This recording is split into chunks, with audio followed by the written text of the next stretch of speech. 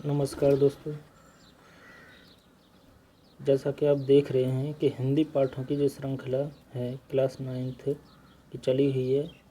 आज उसका चैप्टर है गीत अगीत, जिसमें कि लेखक ने बताया है कि एक प्रकृति का चित्रण किया है। और आई होप दोस्तों मैं आपको बता दूं कि अभी तक अगर आपने चैनल को सब्सक्राइब नहीं किया है तो सब्सक्राइब करें, जो कि एसएस जो चैनल है एसएस नॉलेज, यहाँ पर हिंदी पाठों की जो श्रृंखला है क्लास 6 से लेकर 12 तक की जो एनसीईआरटी हिंदी की जो बुक्स हैं उनका detail by detail, chapter by chapter विश्लेषण कराया जा रहा है। और अभी तक अगर आपके पास बुक भी ना हो तो डिस्क्रिप्शन में मैंने लिंक दिया हुआ है, जो कि ऑल क्लासेज जो हिंदी की बुक्स हैं उन सभी को आप वहां से जाकर के डाउनलोड कर सकते हैं। तो सबसे पहले चलते हैं रामधारी सिंह दिनकर की जो कविता है गीत अगीत, और जानते हैं कवि के बारे में, जिनका कि जन्म है 1908 ईस्वी से लेकर के 1974 ईस्वी तक, अर्थात 1908 ईस्वी में उनकी मृत्यु और 1974 ईस्वी में उनकी मृत्यु हुई थी। 1908 ईस्वी में उनका जन्म और 1974 ईस्वी में उनकी मृत्यु। तो रामधारी सिंह दिनकर जी का जन्म जो है बिहार के मुंगेर जिले के सिमरिया गांव में, बिहार का एक मुंगेर जिला है, डिस्ट्रिक्ट है, उसका एक गांव है, विलेज है सिमरिया, उसमें 30 सितंबर 1908 ईस्वी को हुआ था। और वे 1952 ईस्वी में 1952 में राज्यसभा के सदस्य मनोनीत किए गए थे। भारत सरकार ने उन्हें पद्म भूषण अलंकार, अर्थात एक सम्मान दिया, अलंकार जिसे कहते हैं, से अलंकृत किया, सम्मान से सम्मानित किया। और दिनकर जी को संस्कृति के 4 अध्याय उन्होंने एक पुस्तक लिखी, उस पर उन्हें साहित्य अकादमी पुरस्कार भी मिला था। अपनी काव्य कृति उर्वशी के लिए उन्हें ज्ञानपीठ पुरस्कार से सम्मानित किया गया। उर्वशी उन्होंने एक क्या लिखा, काव्य कृति लिखी, काव्य लिखा, अर्थात काव्य के जो भाग है ना, पद्य जिसे बोलते हैं, जिसका के उल्टा होता है विपरीत विलोम शब्द गद्य। एक होती है कविताएं जो होती हैं वो पद्य कहलाती हैं, जहाँ निबंध आदि जो होते हैं वे क्या कहलाते हैं, गद्य। तो उन्होंने एक काव्य भाषा अर्थात पद्य भाग में उर्वशी के लिए उन्हें ज्ञानपीठ पुरस्कार भी मिल चुका है। किसको? रामधारी सिंह दिनकर जी को। दिनकर जी की प्रमुख कृतियाँ हैं हुंकार, कुरुक्षेत्र, रश्मिरथी, हुंकार, कुरुक्षेत्र, रश्मिरथी, परशुराम की प्रतीक्षा, उर्वशी और संस्कृति के 4 अध्याय। दिनकर ओज के कवि माने जाते हैं। ओज जो भाव होते हैं, ओज भावपूर्ण, जैसे वीर भाव, ओज भाव है ना, ओजत्व, तो जोश जैसे कह सकते हैं ओज को। तो उनकी जो कविता हैं उनमें जोश या कुछ रचनात्मकता मिलती है। इनकी जो भाषा है अत्यंत प्रभावपूर्ण, ओजस्वी और सरल है, तो प्रभाव डालने वाली है। इनकी जो लैंग्वेज है जो उनके काव्यों में दिखाई देती है प्रभावपूर्ण है, इफेक्टिव है, ओजस्वी है, उनके जो भाव हैं ओजपूर्ण हैं कह सकते हैं। और इनकी जो भाषा है आसानी से समझ में आने वाली भी है, सरल है। दिनकर की सबसे बड़ी विशेषता है कि अपने देश और युग के सत्य के प्रति सजगता। इन्होंने क्या किया कि अपना देश अर्थात भारत देश और युग, और जो युग है उस समय का, उसका जो सत्य है उसके प्रति लोगों को सजगता के प्रति जागरूक किया इन्होंने। दिनकर में विचार और संवेदना का सुंदर समन्वय दिखाई देता है, अर्थात समन्वय में होता है तालमेल। तो विचार और संवेदना, तो दोनों का उन्होंने सुंदर तालमेल किया। इनकी कुछ कृतियों में प्रेम और सौंदर्य का भी चित्रण मिलता है, जैसे प्रेम और सौंदर्य देखने को मिलता है। प्रस्तुत जो कविता है यहाँ पर कौन सी, गीत अगीत, जो हम अभी डिटेल से उसके बारे में जानेंगे।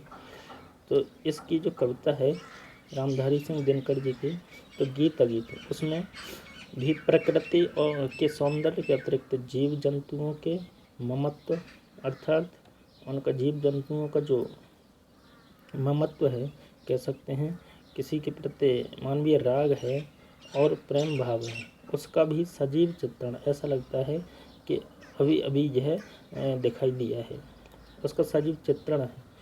कवि को नदी के बहाव में गीत का सृजन होना जान पड़ता है, अर्थात पाठ का जो निचोड़ है यहाँ दिया हुआ है, यहाँ से लेकर के और यहाँ तक, तो इसके माध्यम से हम उसके अर्थ को आसानी से समझ सकते हैं। तो इसमें क्या है, कवि को नदी के बहाव में गीत का सृजन, जब नदी बहती है तो एक गीत का सृजन मीन्स निर्माण, बनाना, अर्थात सृजन जान पड़ता है। तो सुख सुखी के क्रियाकलापों में भी गीत सुनाई देता है उसको।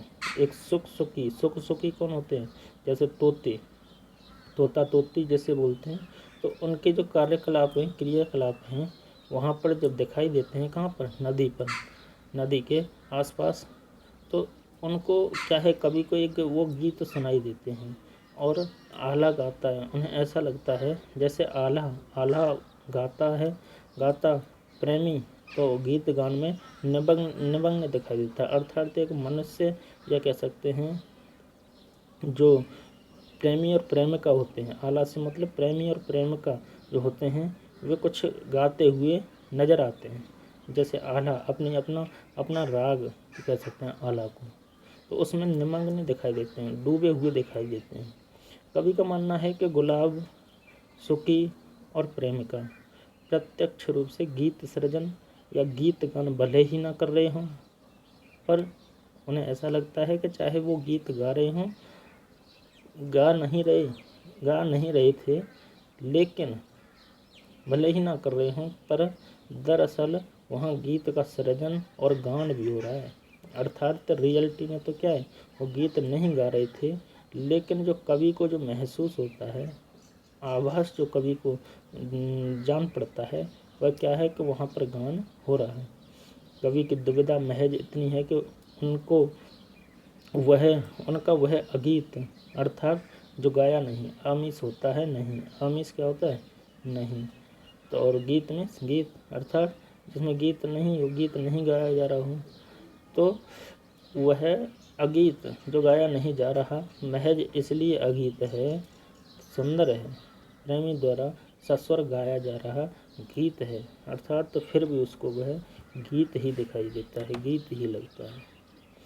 तो आइए जानते हैं इसके सबसे पहले जो गीत अगीत है, इसमें जो महत्वपूर्ण शब्द अर्थ दिए हुए हैं उनके बारे में जानेंगे, जिससे कि आपको जो पाठ का जो अर्थ है, इसका जो भावार्थ है, उसको समझने में कोई भी दिक्कत ना हो।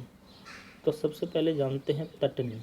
तटनी मीन्स क्या होता है, नदी तटों के बीच बहती हुई, अर्थात दो तट होते हैं, कह सकते हैं किनारे, और जहाँ से जो है क्या है, नदी बह रही है, तो ये क्या है, ये किनारे हो गए दोनों, तो इसको कहते हैं तट।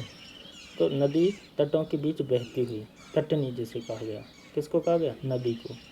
वहीं बेगवती मीन्स होती है तेज गति से, अर्थात वह नदी जो है जैसे बहुत तेजी से बह रही हो, बहुत तेजी के साथ। उपलों मीन्स होता है किनारे, उपले मीन्स क्या है, ये किनारे दोनों। और तटनी मीन्स क्या है, ये पूरी जो नदी है उसे क्या कहा गया, तटनी, ये पूरी नदी जो है। विधाता मीन्स क्या होता है, ईश्वर।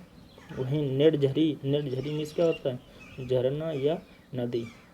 पाटल मीन्स क्या है, यहाँ पर गुलाब, पाटल मीन्स गुलाब। वहीं सुख मीन्स कौन होता है, तोता, और इसी को कर दिया सुखी, तो क्या हो गया, तोती, है ना।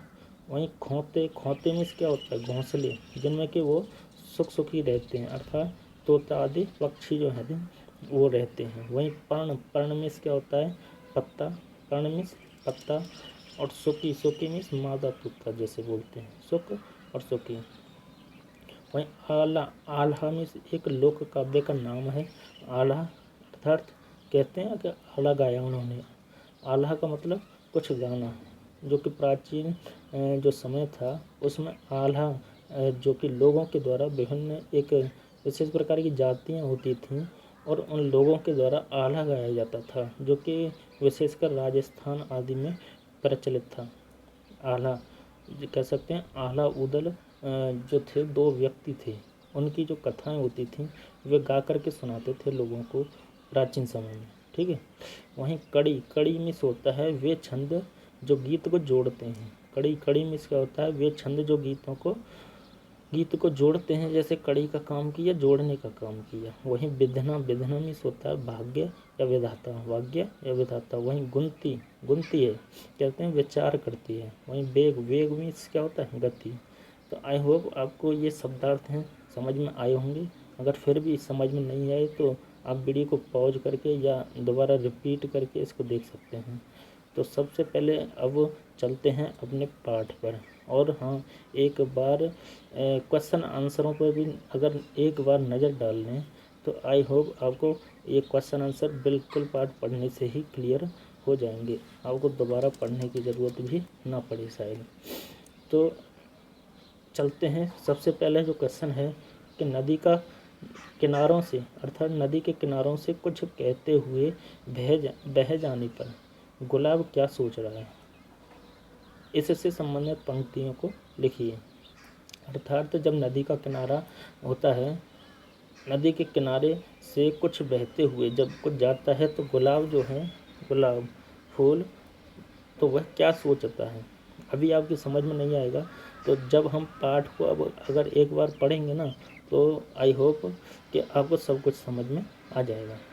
नेक्स्ट है, जब सुख गाता है तो सुखी के हृदय पर क्या प्रभाव पड़ता है। सुख कौन होता है, तोती। तो सुखी होता है तोता, तो इसके हृदय पर क्या प्रभाव पड़ता है। तो आई होप कि जब एक प्रेमिका गाती है तो एक प्रेमी जो होता है उसके हृदय पर क्या प्रभाव पड़ेगा, वह बहुत ही ज़्यादा खुश होगा। नेक्स्ट है, प्रेमी जब गीत गाता है तब प्रेमिका की क्या इच्छा होती है।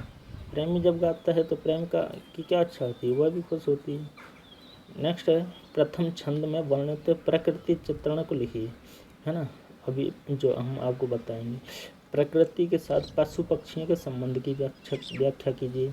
अर्थात प्रकृति के साथ पशु पक्षियों का जो प्रेम है प्राचीन काल से बना हुआ है और जो कि कभी खत्म नहीं होगा, आप जैसा कि जानते हैं और डिटेल से जानेंगे भी।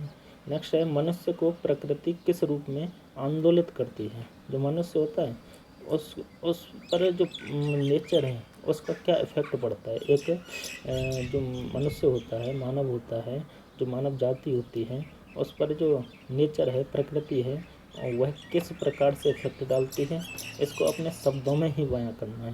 नेक्स्ट है, सभी कुछ गीत हैं, अगीत कुछ नहीं होता, कुछ अगीत भी होता है। क्या का आशय स्पष्ट कीजिए, कह सकते हैं कि इसका आशय क्या है। अर्थात हमको सभी कुछ क्या है, एक गीत की भांति लगता है, लेकिन वह जो रियलिटी होती है तो वह होता नहीं है। कुछ अगीत भी होता है, अर्थात कुछ तो गीत होता है और कुछ अगीत भी होता है, ना गाया जाने वाला भी होता है। तो इसका आशय स्पष्ट करना अभी जानेंगे, है ना। नेक्स्ट है, गीत अगीत के केंद्रीय भाव। गीत होता है और एक न गाया जाने वाला गीत होता है, उसका जो भाव है उसको जानेंगे। नेक्स्ट क्वेश्चन है कि संदर्भ सहित व्याख्या कीजिए। तो सबसे पहले संदर्भ जानते हैं। संदर्भ में होता है जैसे पाठ का नाम, लेखक का नाम उसमें आना चाहिए, कौन सी पाठ्य पुस्तक से लिया गया है। जैसे संदर्भ हम लिख सकते हैं कि प्रस्तुत जो पाठ है, प्रस्तुत जो पंक्तियाँ हैं वे स्पर्श नामक क्लास 9th पाठ्य पुस्तक से ली गई हैं और जिसमें के लेखक जो हैं रामधारी सिंह दिनकर जी, उन्होंने प्रकृति के बारे में बताया है। अब इसकी जो व्याख्या है, इसकी जो एक्सप्लेनेशन है वो उसको कर देंगे, है ना। ऐसे इसका ठीक है कि अपने पतझड़ के सपनों का मैं भी जग को गीत सुनाता। नेक्स्ट है, गाता सुख जब किरण बसंती, छूती अंग पर्ण को छनकर।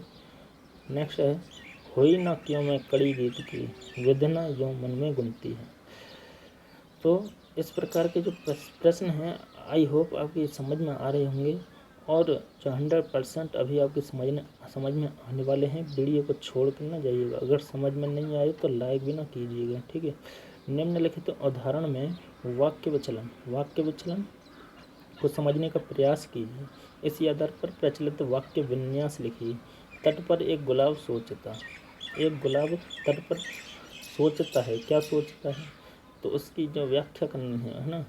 नेक्स्ट है अर्थात वाक्य का विन्यास, वाक्य विचलन। यह जो वाक्य है इसका चलन और विचलन, अर्थात ये अपनी एक वाक्य है, वह अपने अर्थ से किस प्रकार से अलग है, ऐसे कह सकते हैं। तो उस हिसाब से सोच करके लिखना होता है। तो देते स्वर मुझे विधाता, ऐसे ही जो वाक्य हैं। फिर शब्दार्थ आगे। तो चलिए अब चलते हैं। सबसे पहले हम क्वेश्चन अपने पाठ की ओर, जिसका कि नाम है गीत अगीत, और जिसके लेखक कौन है? रामधारी सिंह दिनकर। अब मैं आपसे क्वेश्चन पूछता हूँ, रामधारी सिंह दिनकर जी का जो जन्म है वह कब हुआ बताइए। तो इनका कि जन्म जो है 1908 ईस्वी को, ठीक है। नेक्स्ट है, चलते हैं पाठ पे कि गीत अगीत कौन सुंदर है। रामधारी सिंह दिनकर जी वर्णन करते हुए कहते हैं कि गीत और एक अगीत होता है। एक तो गीत जो गाया जाने वाला होता है और एक अगीत होता है जो न गाया जाने वाला होता है। तो वो इसमें भेद नहीं कर पाते कि इसमें सुंदर कौन है, सुंदर कौन है। तो आगे कवि कहता है कि गाकर गीत विरह के तटनी। सबसे पहला जो है कि गाकर गीत विरह के तटनी। तो गीत अगीत कौन सुंदर है। लेखक कहता है, रामधारी सिंह दिनकर जी कहते हैं कि गीत और अगीत में मैं स्पष्ट नहीं कर पा रहा हूँ कि यहाँ पर सुंदर कौन है। अर्थात गीत एक बार तो उसे लगता है कि कोई गा रहा है, और एक बार ऐसा लगता है कि यह गीत नहीं है। अर्थात जो वहाँ की जो सिचुएशन को वह देखता है। तो कहाँ की? तो आइए चलते हैं, देखते हैं कि गाकर गीत विरह के तटनी। तटनी में से होती है एक नदी। तटनी में नदी, किनारे वाली नदी। तो गाकर गीत विरह के, अर्थात ऐसा लगता है कि विरह में वह तटनी जो है, नदी जो है, गीत गा रही है। वेगवती बहती जाती है, अर्थात जब वह बह रही होती है तो इस प्रकार से लेखक को महसूस होता है, आभास होता है कि वह जो तटनी है अपने जो प्रेम है प्रकृति के प्रति, उसके विरह में क्या है, गीत गाती हुई बहती हुई जाती है। समझ में आया। नेक्स्ट वहीं चलते हैं कि दिल हल्का कर लेने को उपलों से कुछ कहती जाती। दिल हल्का कर लेने को उपलों से, अर्थात अपना जो दिल है उसको हल्का करने के लिए, अपने मन को शांत करने के लिए कह सकते हैं कि उपलों से कुछ कहती जाती है। उपलों मीन्स होता है यहाँ पर किनारे। उपलों मीन्स क्या होता है? किनारे। किनारों से कुछ कहती जाती है। कि क्या कहती है? कि दिल हल्का कर लेने को उपलों से कुछ कहती जाती, कि वह ऐसा लगता है कभी को गीत गाते हुए जा रही है और तेज़ी से बहती हुई जो किनारे हैं उनसे अपना जो दिल है हल्का करने को कुछ कहती हुई बह रही है। अर्थात एक प्रकार का जो गान करती हुई बह रही है। तट पर एक गुलाब सोचता। नेक्स्ट है कि तट पर एक गुलाब सोचता, देते स्वर यदि मुझे विधाता, अपने पतझर के सपनों का मैं भी जग को गीत सुनाता। वहाँ पर जो एक गुलाब होता है, कहाँ पर? तट पर जो एक गुलाब होता है वह सोचता है कि देते स्वर, अर्थात मैं भी, काश मैं भी गा सकता। देते स्वर यदि मुझे विधाता है कि हे विधाता, हे परमात्मा, कि काश मुझे भी गाने की शक्ति दी होती तो मैं भी गा पाता। और अपने पतझड़ के सपनों का, अर्थात जब पतझड़ ऋतु आती है तो उन दिनों में मैं अपने सपनों के जो जग को गीत सुनाता रहता। अर्थात उस समय जो मेरी स्थिति होती है, उस समय की जो स्थिति होती है, कह सकते हैं कि पतझड़ ऋतु में क्या होता है कि जो पेड़ पौधों के जो सभी पत्ते हैं वह झड़ जाते हैं और वे एक प्रकार से निर्झर या ऐसे लगते हैं जैसे विरह के मारे हों, और तब उनका जो कोई भी साथी नहीं होता है। तो उसी प्रकार से जो गुलाब है कि वह सोचता है कि काश अगर हे विधाता मैं भी अपने जो पतझड़ ऋतु के जो सपने हैं, जो विरह के जो गीत हैं, काश मैं भी जग जग में सोता है संसार को, इस जगत को सुना पाता। नेक्स्ट है गा गा कर बह रही निर्जरी। गा गा कर बह रही निर्जरी, पाटल मूक खड़ा तट पर है, गीत अगीत कौन सुंदर है। तो आगे रामधारी सिंह दिनकर जी वर्णन करते हुए कहते हैं कि गा गा कर बह रही निर्जरी। तो जो निर्झरी है, निर्झरी अर्थात जो झरने हैं विभिन्न प्रकार के, वे गा गा कर के बह रहे हैं। और जो पाटल में होता है गुलाब, पाटल में होता है गुलाब। तो गुलाब जो है मुँह में बिना बोले हुए चुपचाप खड़ा तट पर है, अर्थात जो गुलाब होता है वह तट पर बिना बोले हुए खड़ा है, अर्थात तो उसमें कुछ भी गीत या जो कह सकते हैं कि वह अगीत है, अर्थात तो कुछ भी नहीं गा रहा है। जबकि जो नदी है वह बहती हुई, विभिन्न प्रकार के जो झरने हैं वहाँ से बहती हुई चली आ रही है और वह एक प्रकार का गीत गाती है। जबकि जो पाटल है गुलाब, दोनों में जो भेद है कि जो पाटल है वह तो अगीत है, अर्थात गा नहीं रहा, और जो निर्झरी है अर्थात विभिन्न प्रकार के झरने और जो तटनी नदी आदि हैं, तो वो किनारे किनारे से बहती हुई एक प्रकार का गीत आलाप रही हूँ, गीत गा रही हूँ। तो लेखक कहता है कि इसमें से सुंदर कौन है। वहीं आगे कवि वर्णन करते हुए कहता है कि बैठा सुकुस घनी डाल पर, बैठा सुकुस घनी डाल पर, जो खोते पर छाया देती, पंख फुला नीचे खोते में, सुकी बैठी अंडे है सेती, गाता सुख जब किरण बसंती, छूती अंग पर्ण से छनकर, किंतु सुखी के गीत मड़कर, रह जाते स्नेह हम सुनकर। तो नेक्स्ट वर्णन करते हुए कवि रामधारी सिंह दिनकर जी कहते हैं कि जो सुख और सुखी जो होते हैं, अर्थात सुख में होता है जो तोता तोती, वहीं सुखी में होता है तोता। तो कहते हैं कि बैठा सुख से घनी डाल पर, जो पेड़ पौधों की घनी डालियों में अपने घोंसलों पर, क्या है खोते में होता है घोंसले, उस पर क्या है छाया जो होती है पेड़ पौधों की, उस पर जो सुख और सुखी बैठे हुए हैं और वे पंख फैलाकर नीचे खोते में, अर्थात सुखी बैठे अंडे हैं सुखी, अर्थात एक प्रकार के कह सकते हैं कि सुखी प्रकृति के उस मनोरम चित्रण में, मनोरम वातावरण में एक प्रकार का गीत गा रहे हैं। अर्थात बैठे बैठे क्या है वो अपने बच्चों की रक्षा कर रहे हैं और अपने अंडे को जो सुखी है अपने अंडे को सेती है, वहीं सुख और सुखी इस प्रकार के जान पड़ रहे हैं कि जैसे कि वे एक गीत गा रहे हैं।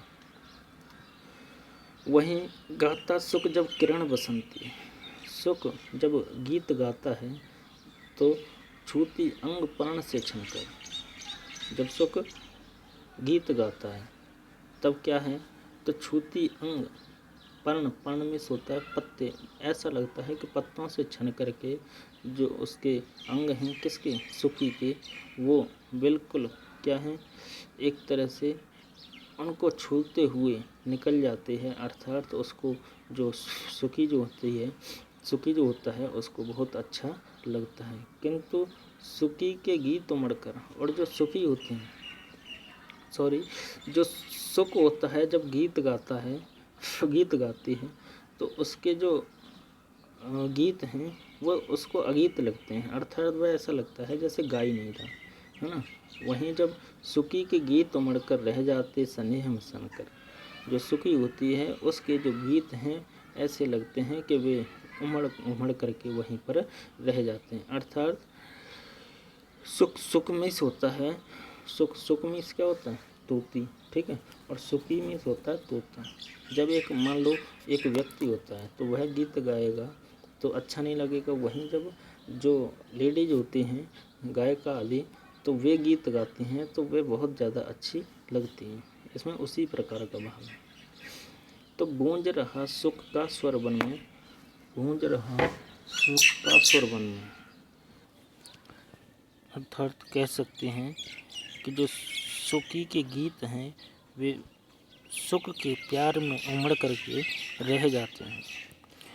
वहीं आगे कवि कहता है कि गूंज रहा सुख का स्वर वन में, और जो सुख का जो स्वर है अर्थात ऐसा लगता है जैसे वह वन में चारों ओर गूंज रहा है।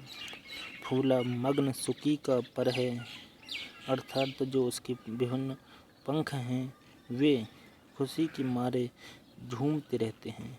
गीत अगीत कौन सुंदर है। तो लेखक कहता है कि यहाँ पर पता ही नहीं लगता कि गीत सुंदर है या अगीत सुंदर है। वहीं कवि रामधारी सिंह दिनकर जी जो तीसरा जो पद हैं या तीसरी जो छंद है इसमें वर्णन करते हुए कहते हैं कि दो प्रेमी हैं यहाँ, एक जब बड़े सांझ आल्हा गाता है। तो उसका ऐसा भी महसूस होता है कि यहाँ दो प्रेमी हैं, प्रेमी और प्रेमिका हैं। एक जब बड़े सांझ आल्हा गाता है तो एक जो होता है उसको ऐसा लगता है कि शाम को एक विशेष प्रकार का जो गीत है आला उसको गाता हुआ दिखाई देता है। पहला स्वर उसकी राधा को, अर्थात जो आला एक व्यक्ति होता है, वो आला एक गाने वाला एक व्यक्ति होता है। वहीं वह कहता है कि पहला स्वर उसकी राधा को, अर्थात उसकी जो प्रेमिका होती है तो अपने उसके लिए गीत गाता है। घर से यहाँ खींच लाता है, अर्थात उसका जो स्वर है जब वह गाता है तो अपनी राधा को अपने पास एक प्रकार का खींचता हुआ नज़र आता है या बुलाता हुआ उस गाने में नज़र आता है।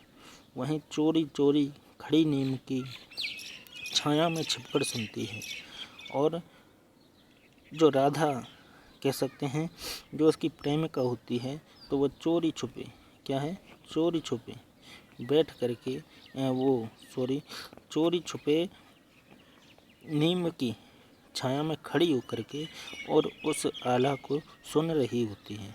नीम की जो पंक्ति, नीम की जो पेड़ होता है उसकी छाया में उसको सुन रही होती है खड़ी होकर के। और हुई न क्यों में कड़ी गीत की विधना यूँ मन में गुनती है। तो वह उस प्रकार कहती है कि मैं कड़ी अर्थात उसके गाने में उसका साथ देने वाली मैं क्यों नहीं हुई। इस प्रकार की जो वह अपने मन में विचार करती है, गुनती मीन्स मन में विचार करती है, मन में गुनती मीन्स विचार करती है।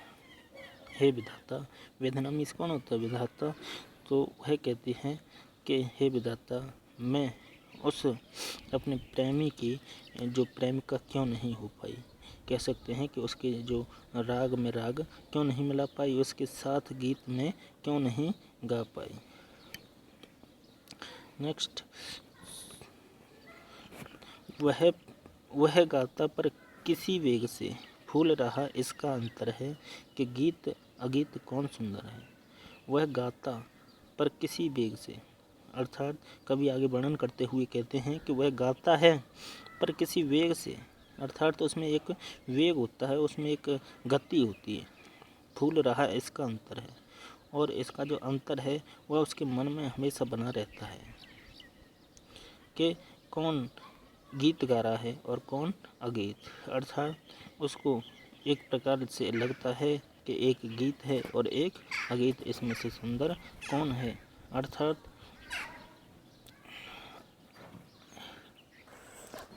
आई होप दोस्तों तो आपकी समझ में आ गया होगा। समझ में आया हो तो चैनल को या वीडियो को लाइक करें, चैनल को सब्सक्राइब करें, शेयर करें अपने मित्रों के साथ जो अभी तक नहीं जुड़ पाए हैं। धन्यवाद।